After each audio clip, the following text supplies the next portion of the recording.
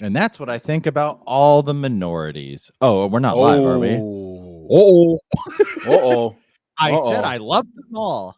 You don't do that. Don't do that. Don't do that. Well, let's actually do this for reals. So this is kind of unusual for anyone who's joining on YouTube. I don't know, but we're trying something new here. So we're doing this live, and then we're gonna like chop it up for the actual podcast. So if you're watching on YouTube at 11 o'clock at night on a Sunday without any promotion, without any promotion whatsoever. Yeah, thanks for going on. But let me actually do that bell icon on YouTube. Yeah, but let me actually like go through and like do our thing, because this is the thing we do. So let me get this going here. 3, 2, 1. Welcome to the Cinema Psycho Show, the madhouse for film freaks and film fans of all types. I'm your host, Brian Keaton, joined my fellow co-host and filmmaker, John Woolscroft. Worst down Periscope sequel ever. Oh, that right there, man, is a super deep cut. I used to love Down Periscope. Like, yeah, I loved it when it first came out, but I was also like 10. I'd be very interested to watch it again. I think it was because of Lauren Holly.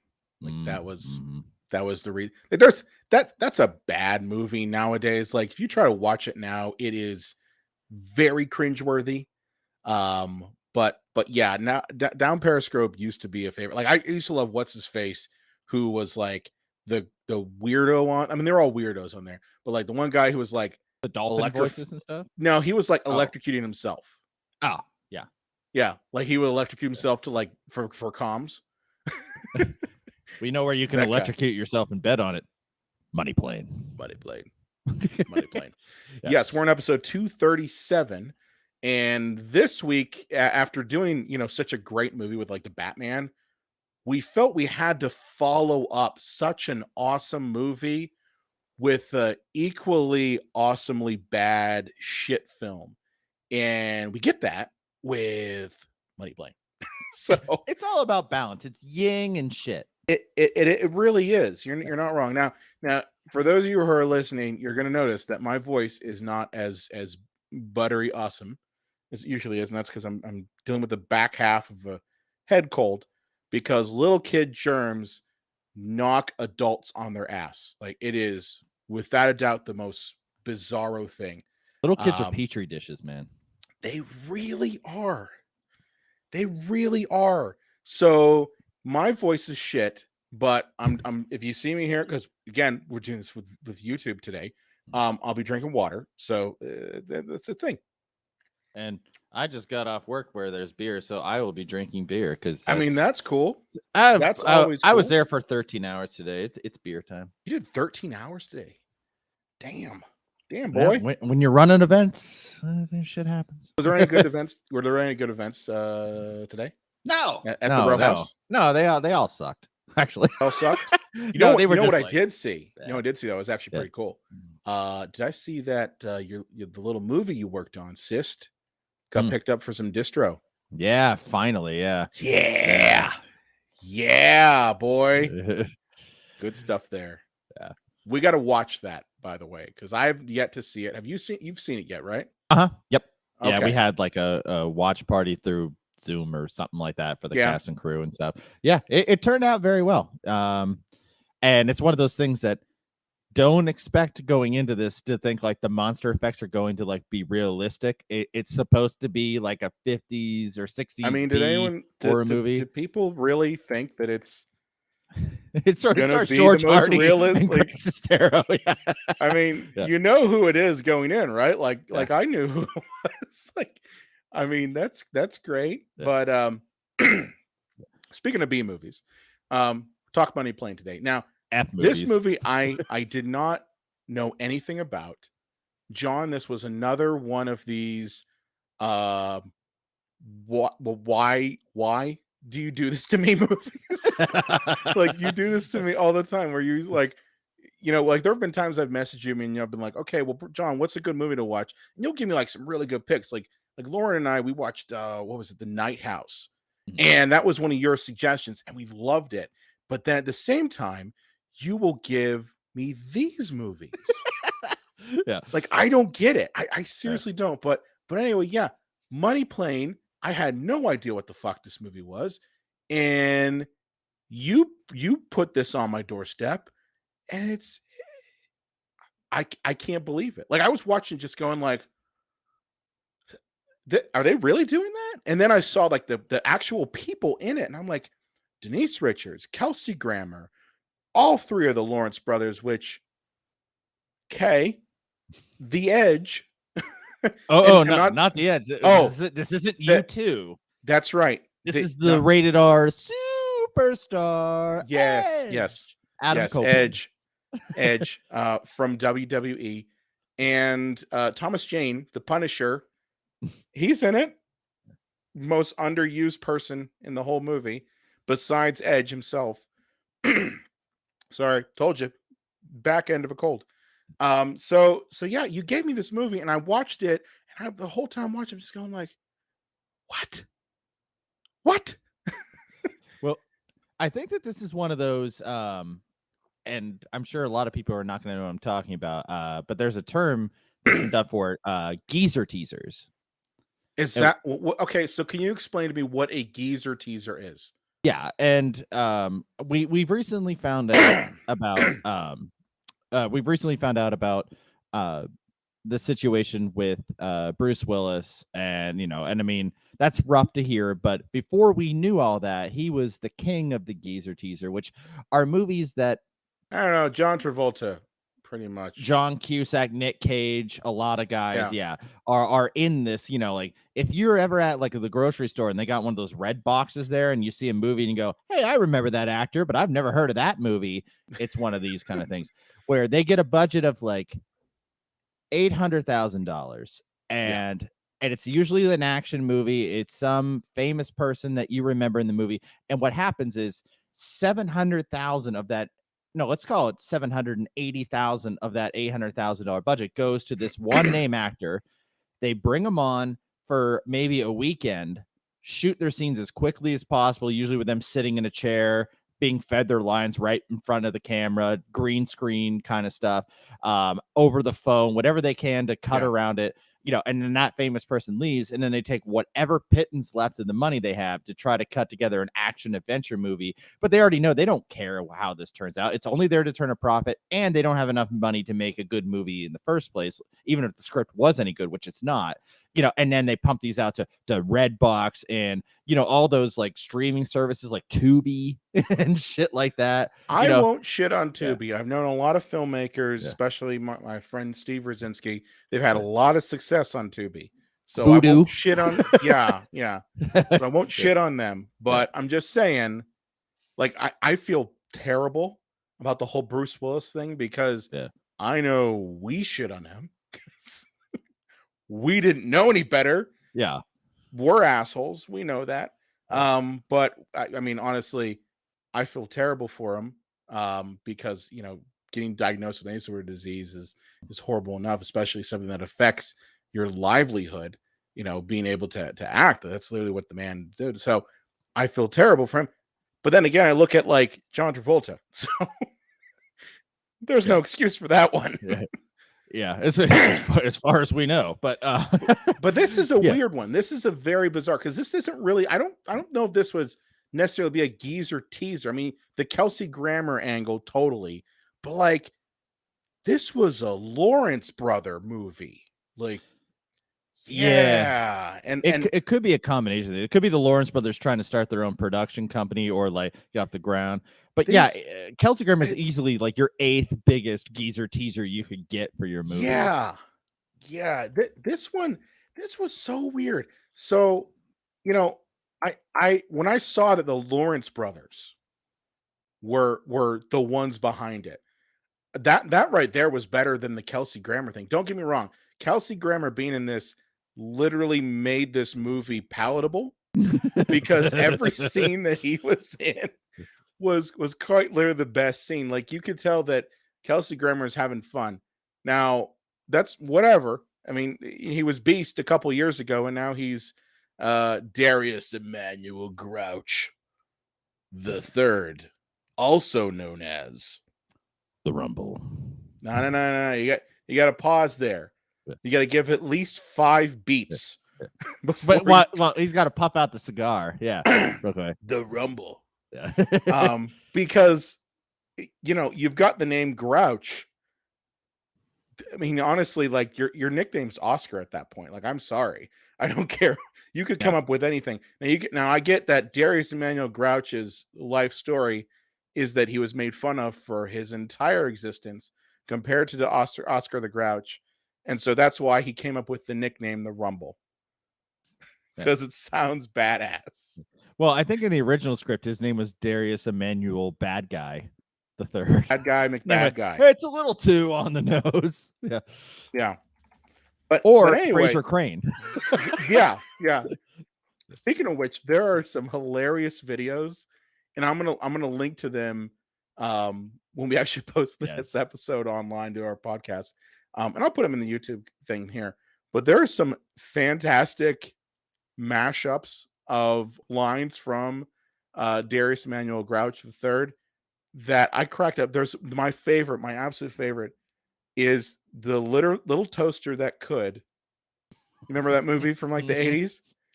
But they took all the lines and had it with all the characters, but it's Darius Emmanuel Grouch saying words, and it's, oh my God, I literally was laughing my ass off when I was watching it. But yeah, you sent that to me, and I kind of lost control. I was in bed watching. I'm just like, this is fucking hilarious. but yeah, so this movie, I gotta tell you, again, directed by the Lawrence brothers. Now, people who are younger than us may not know who the Lawrence brothers are. So I'm gonna give you kind of a little, I don't know, history lesson of the 90s, because that's really when you could say that the Lawrence brothers really had their time, except for Andrew Lawrence. He really didn't have any time. Matthew Lawrence definitely, and totally Joey Lawrence. So for those of you who are elder millennials, you will know who the Lawrence brothers are. The Lawrence brothers, yeah. You steal my thunder there, John. That's okay. So in the 90s, there was this TV show called Blossom. And it was a phenomenal, cultural, gigantic TV show. And it was one of the ones in the early 90s. And one of the breakout stars from that, who literally took over the whole fucking show, was an actor named not Matthew Joey Lawrence. Was it Joe? Yeah, it was Joey. Yeah, it was Joey. Yeah, Joey Lawrence. He was the oldest brother, and his big whole thing was being a fucking moron. He didn't have to act. No, but I mean, that was the thing. Now, I don't know if he has range. This movie clearly shows that he doesn't. But the point is that for about a good, 3 years, 1990, 91, 92, maybe a little bit of hair of 93, Joey Lawrence was the shit. You couldn't go anywhere. Like, I remember being a kid and Joey Lawrence being the shit. His younger brother, Matthew Lawrence, kind of picks up the baton in the middle 90s. You know, he starts to be in a, what was he? Was he in Mrs. Doubtfire, I believe. Oh, shit. Yeah, he was in Mrs. Doubtfire. So, yeah, Matthew Lawrence kind of takes up the mantle for a good couple years. And then in the late 90s, early 2000s, there's a series that comes out. I think it was on like the WB or some shit like that. And it was called Brotherly Love. And that introduced us to Andrew Lawrence, the youngest, the youngest brother. The Daniel Baldwin of the group. Daniel Baldwin. Yeah. Again, I'm sorry for our YouTube audience who's watching me drink water. But as I said, I'm dealing with the back end of a cold here. So the point is that, I didn't know what the hell happened to these brothers.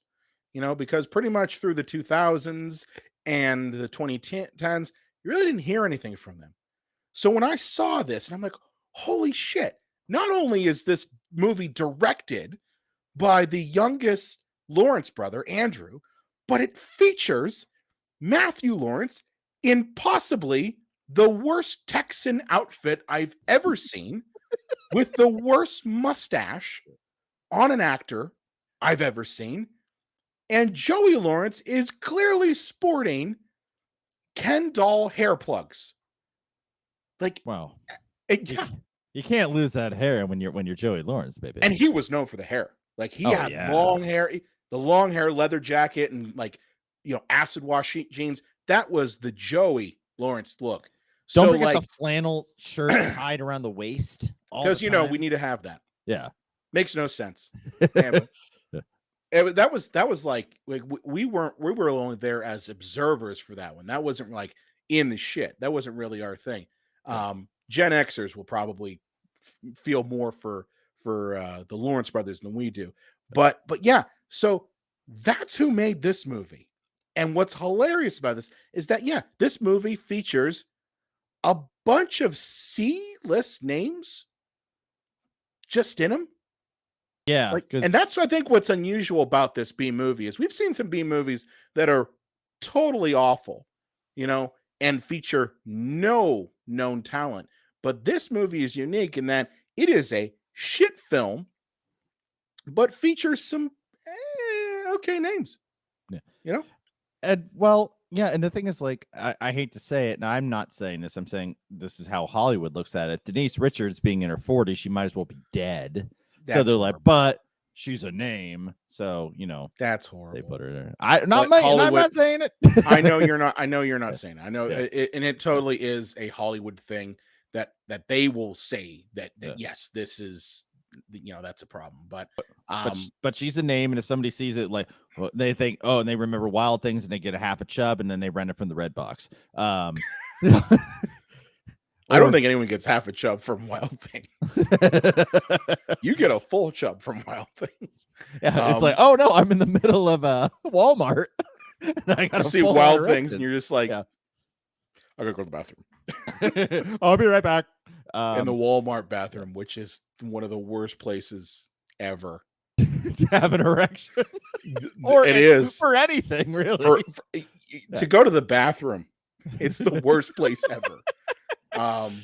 But yeah, so that's kind of the backstory behind this movie. Now, what's funny is that in reading this apparently was inspired by movies like Ocean's 11 and Con Air, and apparently they only had one set, which is why the inside of this plane literally looks like the same place, and they were building things out and shooting in just little areas of this little set. It looks like a middle school play. It totally does. Black curtains everywhere. Oh my God. We haven't even gotten into that part yet. Now, I feel like this movie, to really understand it, you kind of have to not go necessarily beat by beat, but I want to go into section by section. So the first section of this is we're introduced to Edge. Okay. And as Brian mentioned, Edge is a WWE wrestler. And, yes. And for the audience who never watches wrestling in any way, shape, or form, for all the Dwayne Johnsons and John Cena's and amazingly Dave Bautista's of the world, there's 10,000 wrestlers who appear in movies like this. Anything from one-off to the 4 of Money Plane type of movies. And Edge is no actor. He can cut a decent wrestling promo, but this man is no actor. And man. And anytime a script like this comes across, Adam Copeland, his real name story, he's gonna be like, yeah, I'll be in it. I want to be in movies, even though I can't act to save my life, and I look like I gotta say his acting is better than who was it in the Space Jam movie that we watched. It was terrible. That I'm blanking the on. Entire cast. I know the entire cast, but what's his face? The basketball star. Oh, LeBron James. James. Yeah. I will say Adam Copeland did a hell of a job when compared to LeBron James in terms of acting. Now, that's not saying much. That's like saying, I don't know, a red wagon is a better conveyance than a broken down truck. Like, it's still not gonna get you anywhere. It's still gonna take you days to get where you got to go. But I gotta say, Adam Copeland does. I think he's doing his best, but the problem is that he's really only got one face the entire time, and I think I described this to you when we were talking on Messenger. I was about this, and I said that he has, for every single action, like when you're acting, typically you want to, like, I don't know, vary your facial reaction to something. He has only one speed, and it is a combination of constipated and confused. Like, that's literally his face Yeah. the entire time. Constipated and confused. He looks like a caveman. Well, I mean, he looks like a caveman in general, but he looks like a caveman who's learned that he can control his bowels, that he doesn't have to poop and piss himself. Like, that's for you, YouTube audience. I think the thing is they forgot to tell him that they have this thing called a close-up. like it's almost like he's so used to, and I've seen this with other wrestlers who have been in films. Like Dwayne Johnson is the exception. But whenever you see wrestlers in movies, oftentimes it's almost like when you get theater actors in a film. They don't understand that you don't have to emote to this level. You can take it down a notch because we have this thing called a close-up. Yeah, you don't have to play for the back row. No, you don't. Yeah. You don't have a capacity crowd here, okay? You can quite literally, be subtle. And that's the best part with Adam Copeland's performance, is its complete lack of subtlety. I mean, that's everybody's performance in this movie is a complete lack of subtlety. But his, especially, like his facial expressions, like when he's in the cockpit and he's talking to Darius Emmanuel Grouch III, he's like this and this, bug eyes the whole time, and it's hilarious. It's really hilarious. And that's for you, dear YouTube audience. And hey, there if you go. Listen to the podcast version of this, you should totally check out the YouTube version of it, because Brian and I, without checking with each other, both are wearing Batman t-shirts. We are. And that's why we're doing a podcast together. That's why we're doing a podcast. And believe it or not, last time we were wearing Batman t-shirts too. And believe it or not, we both have had sex with women. I know you're probably in disbelief here. I've fathered a child. I mean, Jesus Christ, man. Someone thought, you know what? This guy, I think I want to have a kid with him. But and good on her. Yeah. But the point is that to kind of get into this movie, you have to understand that the character that Edge plays is a man named Jack. Because every hero, when we can't come up with any sort of name, we come up with Jack. Notice that. Jack Reacher, it's a common thing. Jack's his name. It would have been amazing if his name was Edge.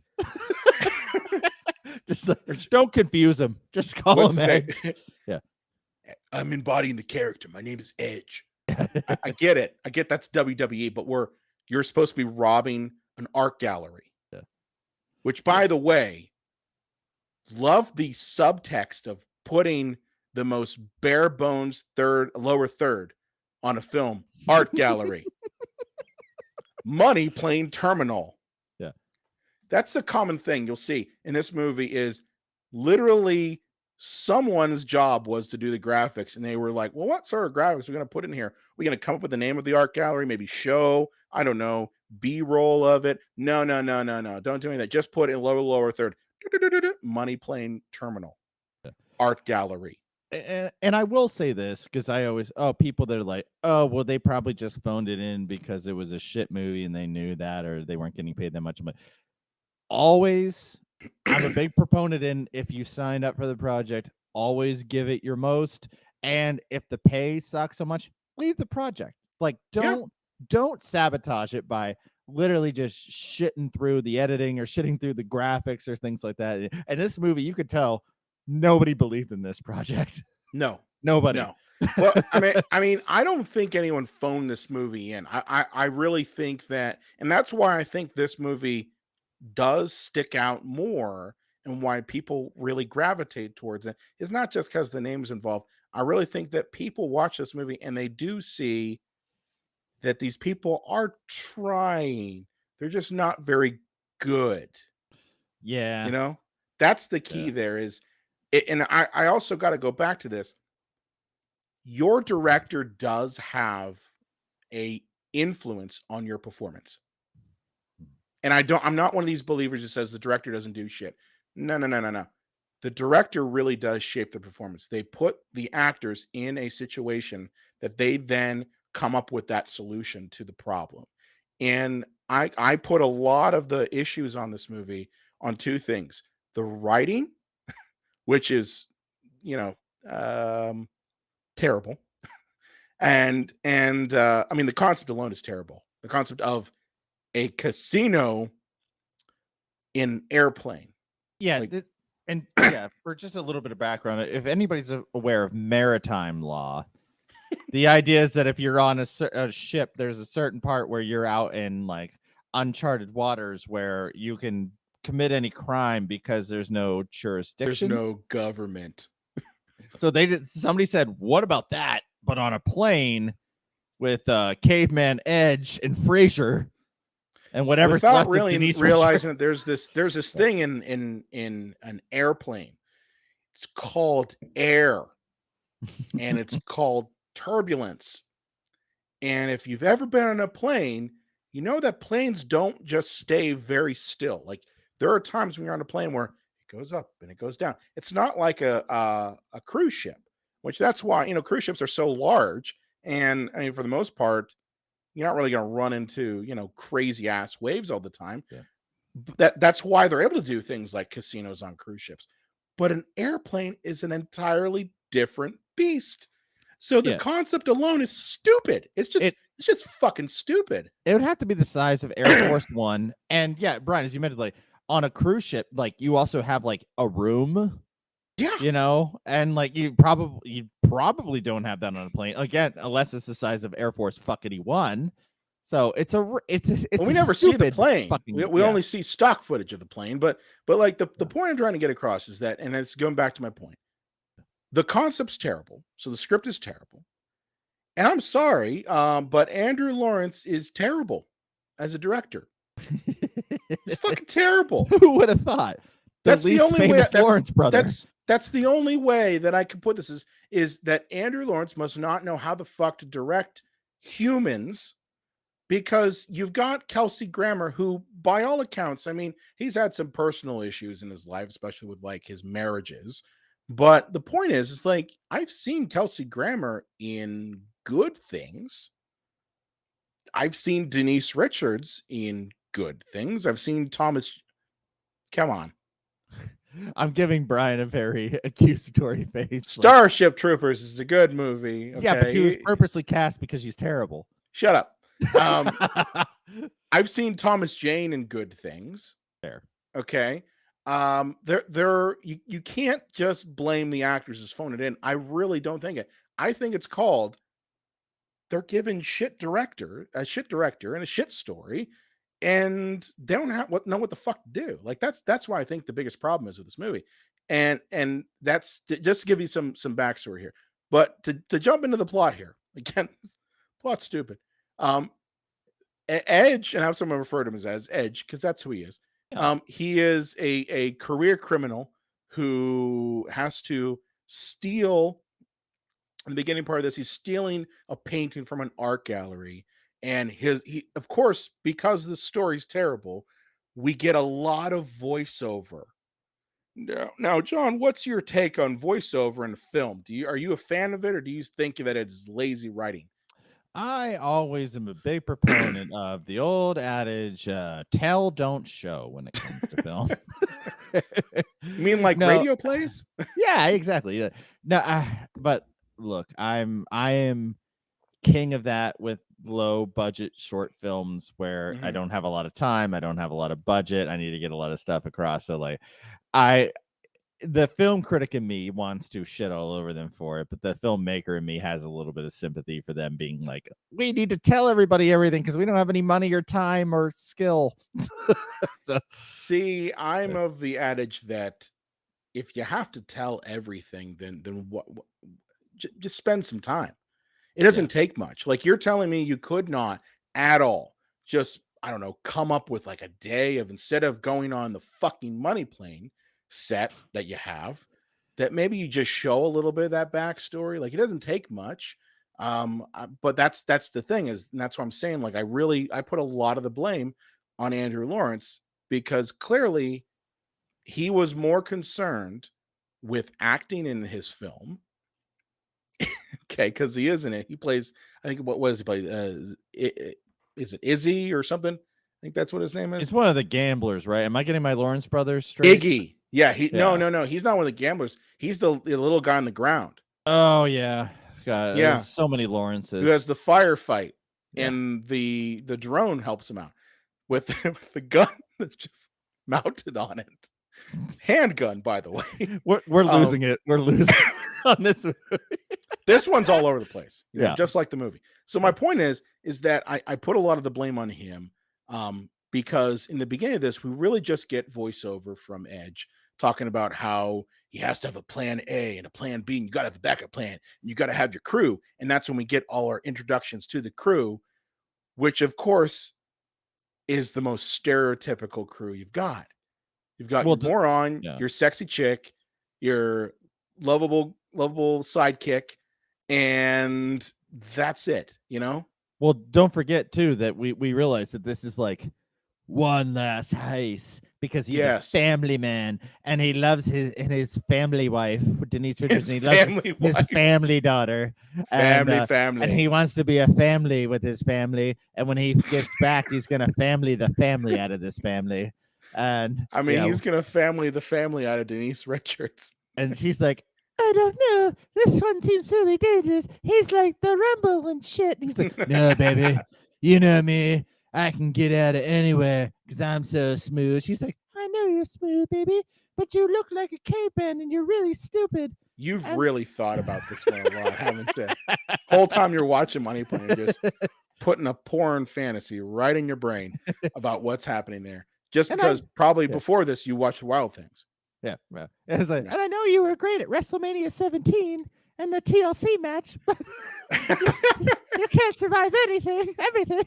Yeah. So without getting too off track, because we already have gotten the fuck off track. Edge finds that there's no painting to steal in this art gallery.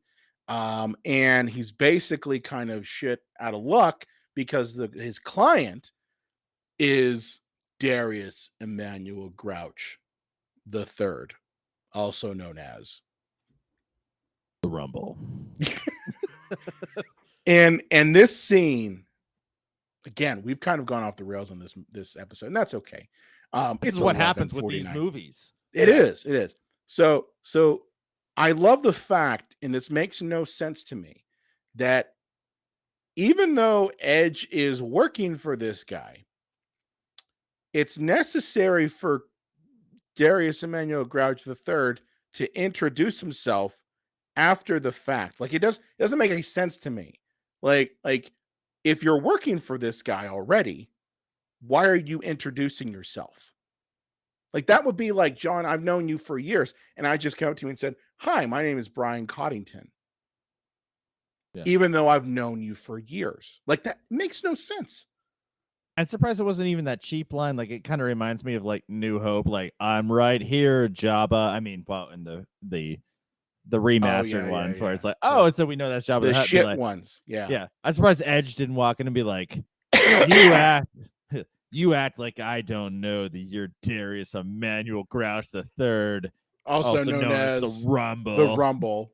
He's like, damn right I am. Like one of those kind of cheap lines. Villains. Yeah. So the Rumble tells the Edge that he has bought his debt because apparently during Edge's criminal past, he has a lot of debts to some really bad dudes. Okay. And Kelsey Grammer has bought that debt. Okay. Which I didn't know that student loan companies also were in bed with the Rumble, because that whole thing is how student loan companies work. Right. Which is why we need student loan forgiveness. Which, by the way, if the president is watching, please. And as we all know, Joe, Robert or Robin something Biden Jr. whatever, you're watching. I know. So yeah, we know you're a fan of the show. Thanks, Joey. Thanks, Joey. If you run again, we'll vote against you for the progressive guy. That's cool. But the point is that The point is that apparently the Rumble has his debt, and he says you've got one last score to kind of wipe out your debt, and it is to rob the money plane. Now, here's what he says about the money plane. He says, and it's the best. Like, he's like, there's a legend in the underworld of a plane where you can bet against anything. There's like $1 million on the plane and $6 billion in crypto, which, by the way, makes no sense because the fact that cryptocurrency is designed to be decentralized. So why is it on a plane? And don't you have to mine it? Yeah, nah, I mean, it's I don't understand crypto. I don't All understand I know is that either. the whole concept is that it's a decentralized currency. So the concept that, oh, it is centralized on a plane goes against the whole concept. It's like someone wrote crypto in there but didn't do the research. Nobody did the research for anything on this movie. They did. So yeah, he says there's a legend in the world about a plane. It's got all this shit, and all the bad people in the world come to this plane to gamble on anything. And he says, by far, one of the best lines in the whole fucking movie. He said, and I'm gonna try to do my best. Okay. Says, if you ever want to watch a dude, you want to bet on a dude fucking an alligator, money plane. I can't even say it with a straight face. All right. You gotta try, John. You gotta try. That's right. You want to bet on a dude? What is it? Fucking an alligator? Sorry. It's dude fucking an alligator. Take two. I'm keeping this in the actual podcast. Oh yes, it has to. Yeah. Good. You want to bet on a dude fucking an alligator? Money plane. What's the bet there? That the guy will fuck the alligator? Like, is that it? That he lives? What? Whether he comes before he dies, I don't know. Like, it makes no sense. What the fuck? Like, there's no way that's gonna work because that tail has to weigh so much, and you need to get that out of the way for. Yeah, I mean, you gotta lift that thing. You gotta position yourself. Wait. Do you put it on its back and then just like missionary the gator? I mean, you'd have to break out the alligator Kama Sutra to really get a good feel for that sort of thing, right? I've never seen a gator coochie. Is it like a human coochie? I don't know. I don't know. It's green. Yeah, it's green. And how much but anyway, do you give the gator? The whole time he's saying this. Now, here's the thing. You gotta, every single time I was watching this, I'm just like, there's no way that anyone could say that with a straight face, because I couldn't say it with a straight face. So the fact that Kelsey Grammer, okay, Fraser Crane, Beast in the X-Men movies, renowned actor. I think we could, Shakespearean actor, utters the words, dude fucking an alligator, money plane, is hilarious. And I don't know how the hell he was able to do it with a straight face. I don't know how Adam Copeland was able to stand there with a straight face and not bust out laughing. If you worked on Money Plane, if you listen to this show because maybe, I don't know, Apple Podcasts pops it over to you or you watch YouTube, please let me know. Did everybody bust the fuck out laughing? Because there's no way in hell that you could not say that line with a straight face. Well, I think I have an answer for the two actors in that situation, because as you know, we mentioned at the very top, Geezer Teaser, like, you know, and the main actor that they pay 95% of the budget to is there to sit in a chair the whole time. 95% of Kelsey Grammer's performance is sitting in a chair looking into like a computer screen. To be fair, Adam Copeland does, I'd say, 75% sitting in a chair. That's true, too. Yeah. Flying a plane like it's a car, going up and down on the wheel. That's again for you, YouTube audience. You just do this. You got to do some wheel action there. That's how you fly plane. So I think Kelsey Grammer just doesn't have any feelings anymore. So he doesn't find anything funny or sad or anything. He just is dead inside. And I think Adam Copeland so desperately wants to be like, I'm so mad that Batista and John Cena and Rock are famous movie stars. I'm going to be famous too. This movie's going to be my big break.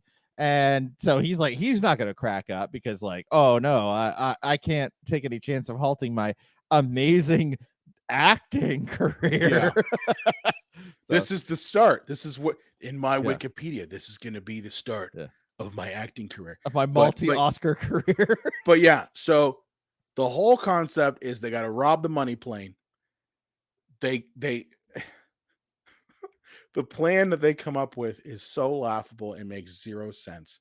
I don't think I can go over the whole thing, but let's just put it. What was that? It's Ocean's dipshit. It's really Ocean's dipshit.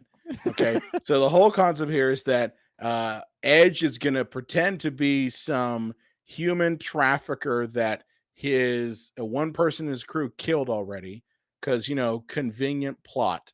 And they're going to board the money plane with his partner and try to steal stuff there and leave and survive.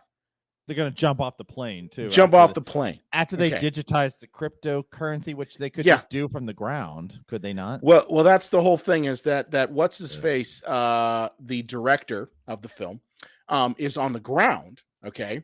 And he's supposed to, like, capture all the crypto shit. Yeah. Okay, so they take care of the cash up in the plane, and the director of the film, Andrew Lawrence, is down on the ground in the desert somewhere, I don't know, in a field, his backyard, capturing, getting the satellite feed from the plane to capture all the crypto. It makes no sense. You don't really need to understand it. Because again, crypto doesn't work that way. So the point is they get on this, and you really get at this point and by the way, his one person in his crew is, again, the sexy assassin lady who just kills everybody. Like, no joke. She just straight up kills people and puts them in a closet. And I wonder if this movie, because this movie seems like the action movie with like boobs and blood. And I wonder if they were like, well, we want to be classy, so we probably shouldn't do blood. But like, hey, maybe that lead actress of ours, maybe like she can just, fight topless. And she went, I'm not going to do that. And they went, all right, well, we'll just keep the action part in there and hope that everybody just assumes there's going to be boobs and blood. Because she's clearly like supposed to get in a fight if this is like a movie from even the 90s. Like, oh no, my top got ripped while I was fighting, and here's my titty. Like, yeah. But it doesn't happen. So good on you, Andrew Lawrence. Good on you, Andrew Lawrence. You did a very, very good woke movie. Yeah. Congratulations. Your movie shit. I mean, but I mean, as someone who respects that, I give you props for that. So I'll only give you half a star for that one. So I gotta talk, because again, the concept of this is so stupid. But you've got the appearance by Joey Lawrence in this, and he plays the concierge, but he doesn't say concierge. What does he say, John, when he introduces himself? Remember? God, is it concierge? Concierge. Yeah. And what's hilarious about it is that the other actors in the scene like look at him at the moment that he says that, and they're like waiting for the director to yell cut, but it doesn't happen. Joey's the older brother, so yeah, you can't yell cut on your older brother. No, you can't, because Andrew's just sitting behind the camera just going like, I mean, there was that one time that Joey did a swirly on me. Yeah. I can't I don't want to go with that. He's fine. I mean, concierge, whatever. No one's gonna care. It takes 2.5 minutes of Wikipedia to know how to say your lines. Concierge. You just click the little preview. It tells you how to pronounce it. It's concierge. Yeah, like the robotic voice. So we board the plane, and I gotta talk. Would you want to talk a little bit about the villains in this, like the actual like scumbags who are on the plane? Oh yeah, it's a murderer's row of stereotypes of douchebags, ding dongs, dickheads, and dullards. Yeah. It's pretty, and they're of course the most paper thin of characters here. Like you have and the best part is that they're so proud of all of the horribleness that they talk about. You're like, yes, I sold arms to Afghanistan. I did child slavery isn't that awesome? Like, I murdered this and they're just talking about it out in the open, like you and I would about a movie, that we saw. It's like Neil Breen punched up this script. It is. It really is. But yeah, they're shitty as all hell. The concierge comes out and gives the rules of the plane and basically says that cheating will not be tolerated. And of course, we have to see him later in the movie kill someone because they cheated. Okay. And they just basically go through the rules and say that anything in the plane you can bet on.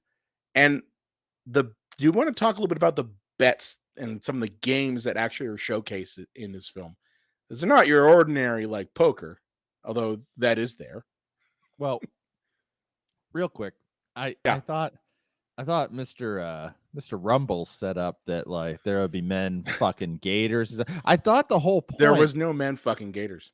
Well, not just literally that, but I thought there are no rules. Anything goes. You can do literally anything, but all of a sudden it's like a goddamn ride at Cedar Point. Like you got to be told all the ins and outs. Like you can't stand up here. You got to make sure your thing's buckled in. Like, I mean, couldn't these guys, these psychopaths, just literally shoot Joey Lawrence and be like, "Oh, it's legal, money plane." I mean, you're not wrong. I mean, why couldn't you just do a bet right there of who here bets, $5 million I can kill the concierge right now? Yeah. And after he's dead, who wants to bet that I'll come on his shoulder or like fucking his shoulder blades or his ear? Like I mean, I thought everything went money played, but yeah, they get all these fucking rules, and then they just fucking play cards for the next like 40 they play minutes. cards, or they do the weirdest thing. Like first of all, there's a whole subplot in here where Edge's partner on this, and I think I'll find his name because I don't want to just call him that guy, but I think it's Trey. Okay, so Trey is on the plane with him, and of course we got to have a little bit of humor. So Trey basically survives every bet that he goes through. He wins, and he goes by the name of Mr. McGillicuddy, which again, congratulations. You don't know how to write a fucking script because that's the best name you can come up with. That's really the best name you can come up with. It's comical. Yeah. It's a funny movie. It's a funny movie. So anyway, McGillicuddy ends up winning all these bets, and it is stupid how he wins, because of course like I'm watching him just going like, let me guess, he's gonna win every single thing. He wins it at poker, he wins at Russian roulette, he wins the whole idea of how long it's going to take before someone cuts off their arm, like these sorts of bizarro bets, these horrible bets. He ends up winning all of them. and it's stupid. It's stupid. Now, speaking of which, I want to talk about the Russian roulette scene, because that part is hilarious. You want to talk about it, John? No, please. Please. Please. It's Matthew Lawrence's feed me. I'm your baby crowning bird. role. It's his crowning role. So Matthew Lawrence plays the Texan, or the cowboy, as he's credited in here. Well, and as I mentioned earlier, range. Oh yeah. Went from Mrs. Doubtfire to this, and he comes out. He's like, Mr. McGillicuddy, we're gonna play some Russian roulette, okay? And he's like, I'm the champion. It's like, dude, there's like a 50-50 chance that you win. Yeah. That's not a champion of anything. That's just... It means you haven't died. It means congratulations. You haven't fucking died. That's not champion. Okay? So yeah, he's like, we're going to play Russian roulette. And he ends up in this back and forth between McGillicuddy and the game person, whoever the hell it is. I forget what the hell his name is. But they end up going back and forth because, the Texan wants McGillicuddy to go first, and the person running the games is like, no, you're the champion. You can go first. You don't have to go first. And it goes back and forth. He's like, I don't care. I can't lose. And so he takes a gun and shoots himself in the head. And I got to say, I laughed. Yeah, which is kind of great. Yeah. It's kind of great. But it's like Matthew Lawrence in the worst mustache I've ever seen. Like, it literally looks like he got it from Spirit Halloween.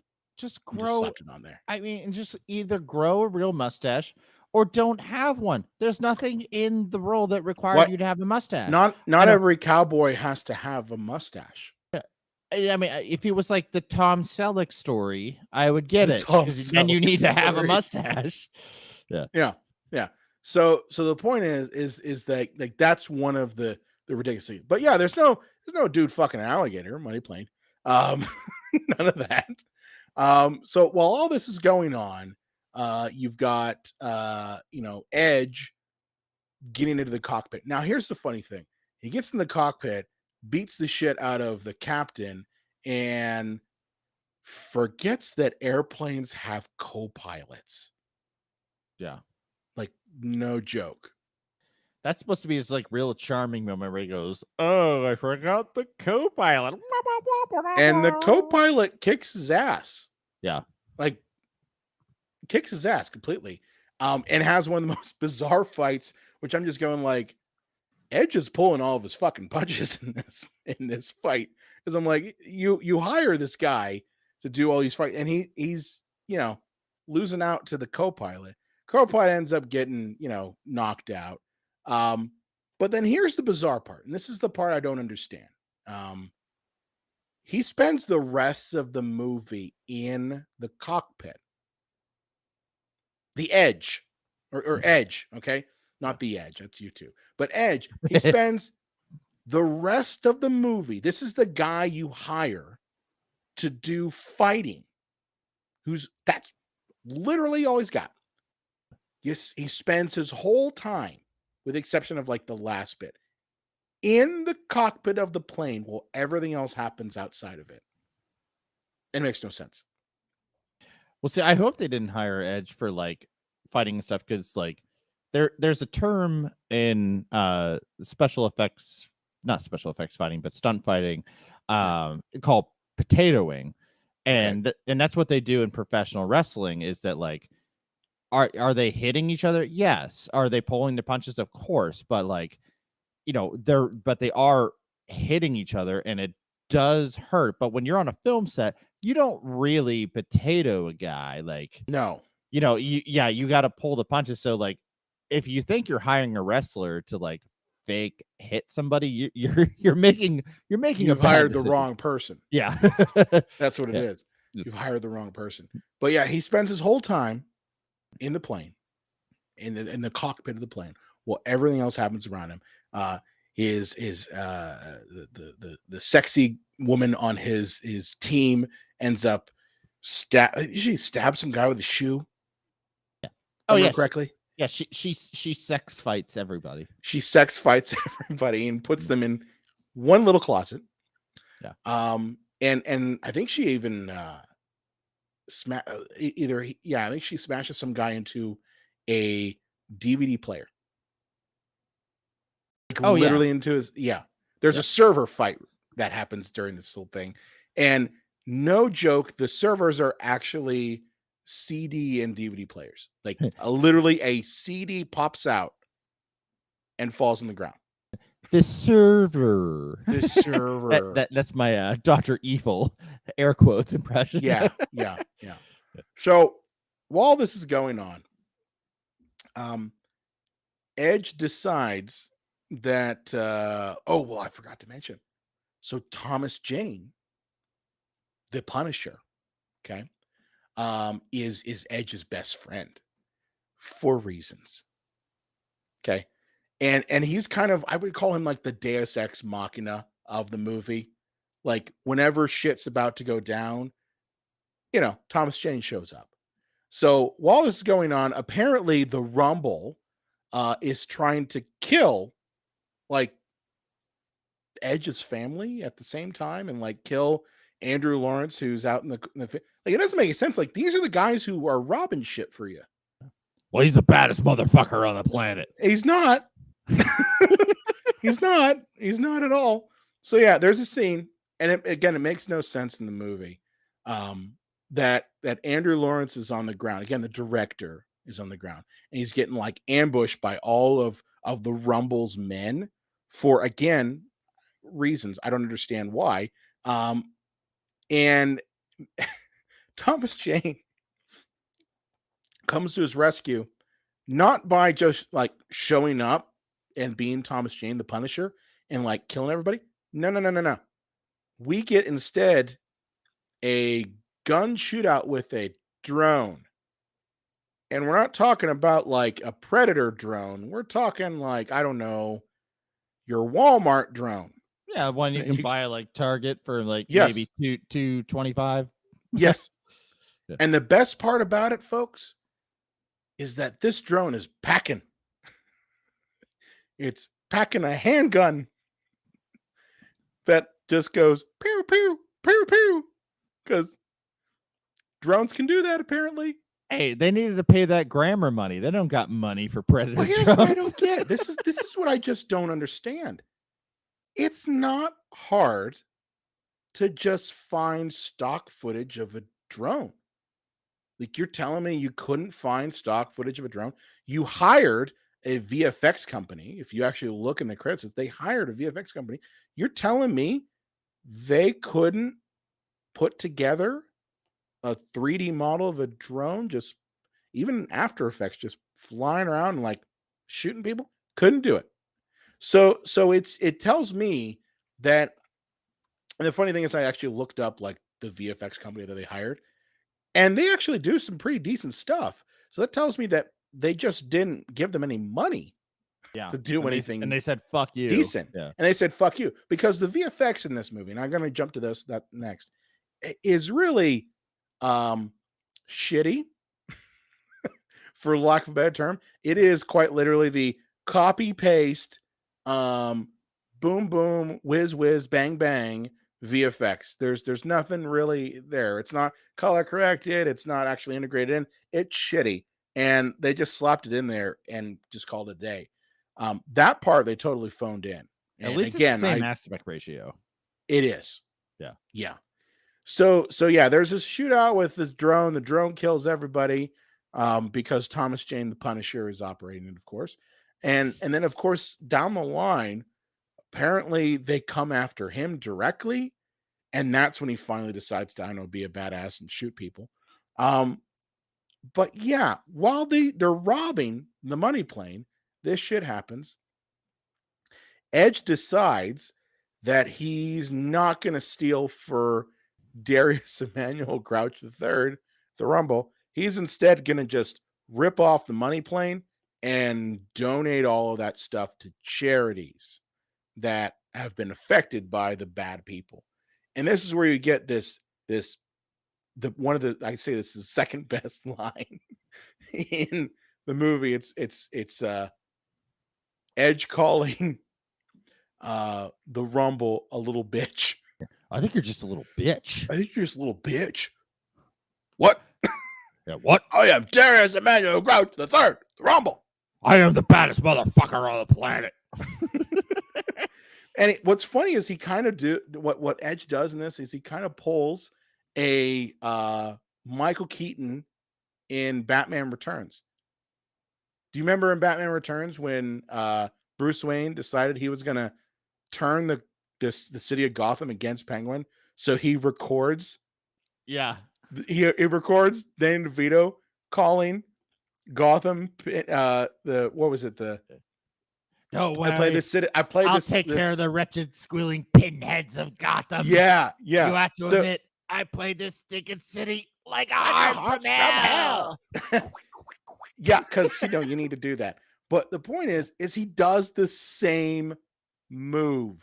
Edge pulls that same move. So you know that the Lawrence brothers must have loved Batman Returns and like, that's a cool idea. Let's pull that for Money Plane. So yeah, while Edge is having this back and forth with the Rumble, he records him saying that he's the baddest motherfucker on the planet and he's ripping off the Money Plane, and then plays it on a loudspeaker for all the terrible people to hear so that they call down and have, like, I don't know, real assassins kill him.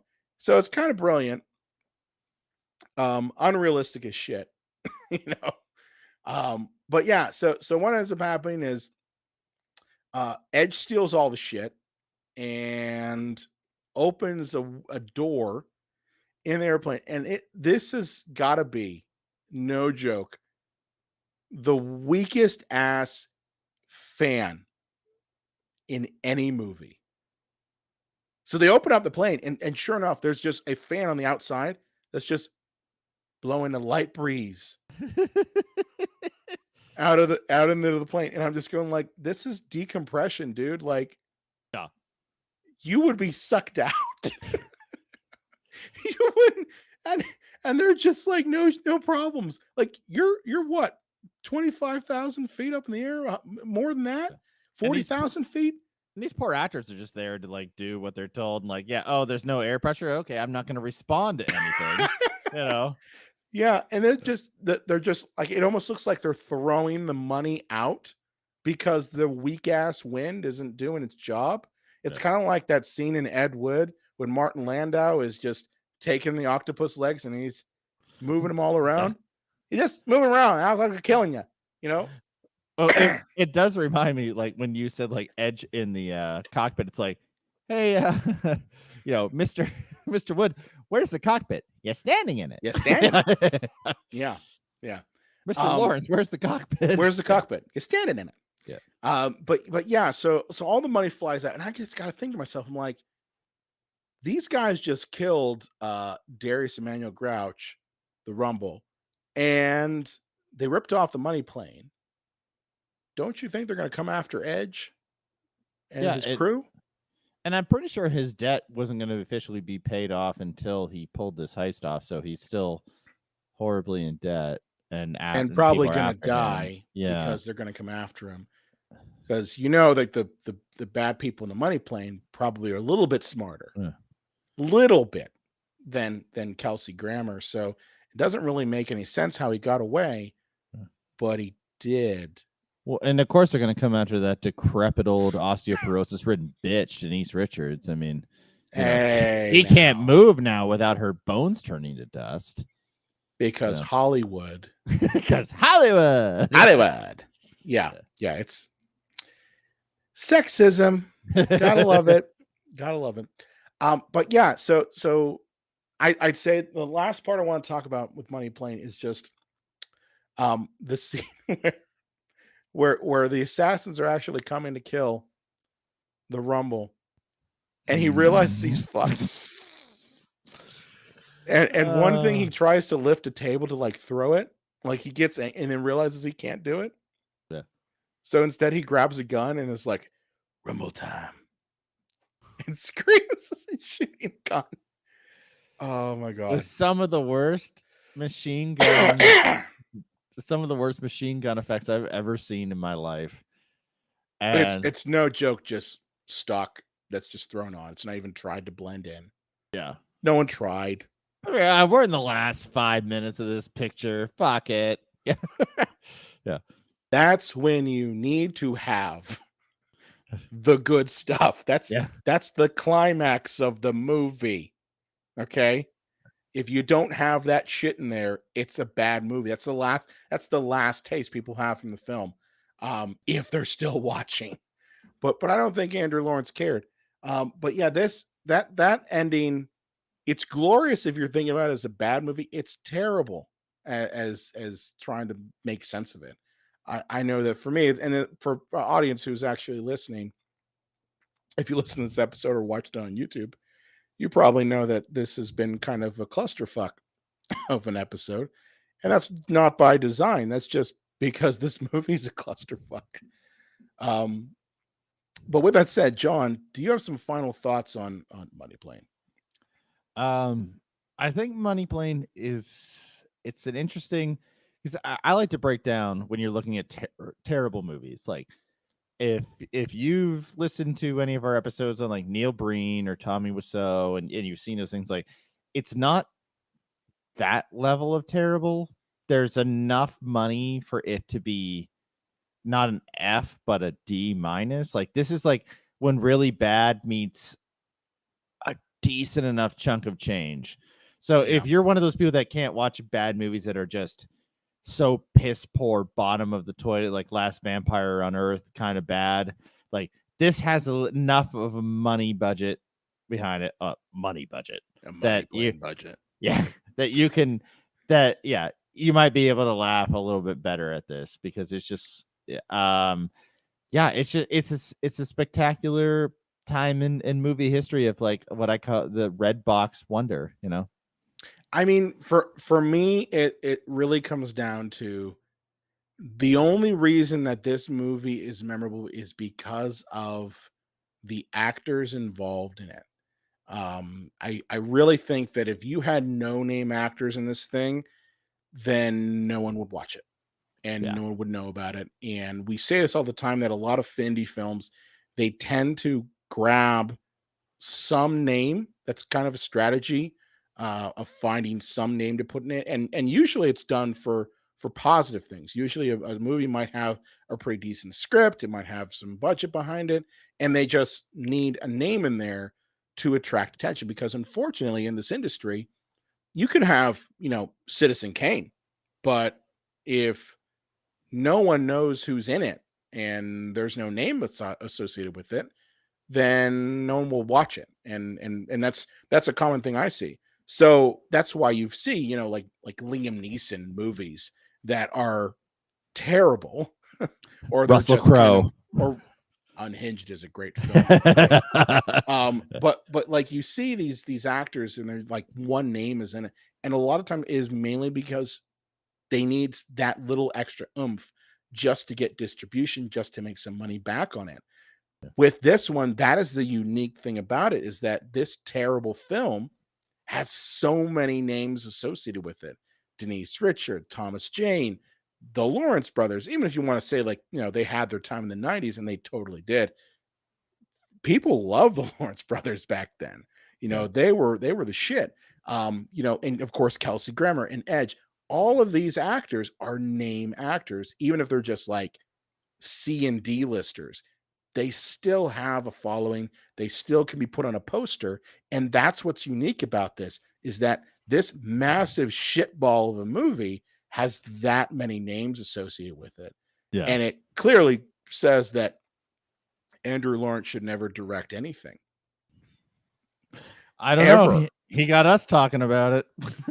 Well, I mean, I'm talking about it just so that I can, grow my podcast. There you go. Yeah. It's totally selfish reasons. Yeah. Plus, you gave me this fucking movie. Yeah, asshole. It's my fault. Yeah, I'm sorry. I'm sorry. I mean, I mean, I guess I should be glad that it's not a Breen movie, because that's what I really don't want. And I think you've got one. We have one left. We have one left. Was it Twisted Pair? Yeah. Because one Breen isn't enough. You got to have two Breens. Yeah. All the Breens. He's got another one coming up, doesn't he? Is he making a new one? Well, he made his documentary on the art of filmmaking. Right. But yeah, I think he is working on his fifth opus. Because his ripoff, his documentary of film. I love that. And this is completely off tangent. Okay, if you're watching this now, thank you. If you're listening to this far, great. Neil Breen, I gotta say, the cojones on this guy. The cojones on this guy. The balls on this man. He goes ahead. He makes this 13-hour course.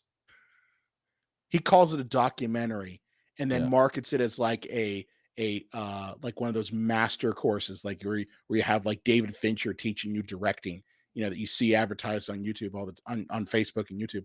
He does one of those deals and calls it a documentary. So even in marketing his piss poor shitty ass filmmaking, he gets the mark wrong on that too. He calls it a documentary, but really a documentary is a story about your filmmaking, and it's nonfiction. But then you market it as a class and charge, what was it, like 170, 100, 160 bucks? It was expensive. It was a lot. I know you told me about it, and I was like, don't pay that. I'm still thinking about it. Don't do it. Don't do it. I mean, I know you want to learn from the master. Oh yeah. Yeah, it's like if Werner Herzog like just had like a tumor-filled diarrhea instead of like, his own insights. Yeah. These are my insights on filmmaking. These are how I look at filmmaking. This is how I look at filmmaking. This is the toilet. In the toilet, the idea of cinema comes out of the toilet. That's my Werner Herzog impression. Money played. So, with that said, John, where can they find you at on the internets? Facebook, Twitter, Instagram, all basically under my own name, and on YouTube at JDubs Video Nasties. Check that out. I got interview with Adrian Barbeau. It's up right now. I'm going to be doing so many questions on Willy Wonka. Oh, that's a good one. That's a solid one because it's terrifying. The whole concept. Yeah. Have you ever seen the video that Corridor Crew put out of the R-rated Willy Wonka? Oh no, but now I want to. Yeah, you got to check it out. Yeah, check it out. I'll post it in our links here. Yeah. But yeah, that's all the horrible things happen. It's all R-rated, like blood and gore and shit. That's awesome. Anyway, be sure to like us on Facebook, Instagram, and Twitter at Psycho Show. You can also find us on the Epicast Network at epicastnetwork.com. If you have a favorite movie you want to, or a question you want to throw away, or maybe you're Andrew Lawrence or any of the Lawrence brothers, and you don't like the fact that I shit all over your money plane, come at me, bro. Contact us at cinemapsychoshow.com. Be sure to subscribe, follow us wherever you listen to audio, and we will see you all next time. I can't wait for Andrew Lawrence's next movie, Debt Bus.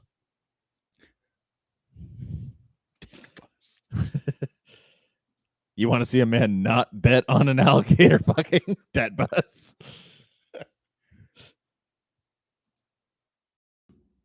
Awesome.